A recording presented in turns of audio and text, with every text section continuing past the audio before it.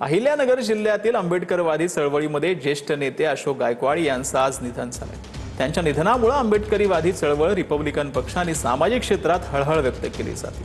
गायकवाड हे पक्षाच्या कामासाठी श्रीरामपूरला गेले असताना त्यांची प्रकृती अचानक बिघडली। त्यांना उपचारासाठी रुग्णालयात दाखल करण्यात आले होते, परंतु उपचारादरम्यान त्यांची प्राणज्योत मालवली आहे। गायकवाड यांच्या पार्थिवावर उद्या अहिल्यानगरमध्ये स्मशानभूमीत अंत्यसंस्कार होणार आहे।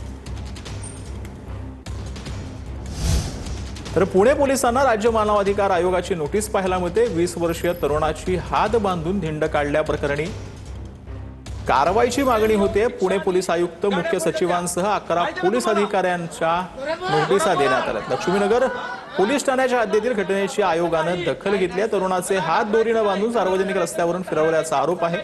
पुणे पोलिसांची अधिकृत भूमिका अद्याप समोर आलेली नाही।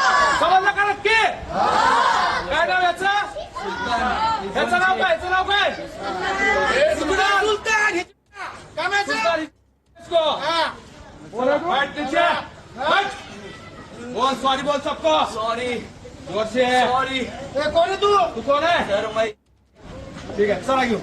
लक्षात आलं का? सुलतान रहमान शेख, वय वर्ष। रायगड, सिंधुदुर्ग, नाशिक, पुणे आणि साताऱ्याला उद्या पावसाचा येलो अलर्ट असणार आहे। विदर्भातीलही जिल्ह्यांना उद्या पावसाचा येलो अलर्ट असेल। राज्यातील इतर भागांमध्ये वातावरण सामान्य राहणार आहे।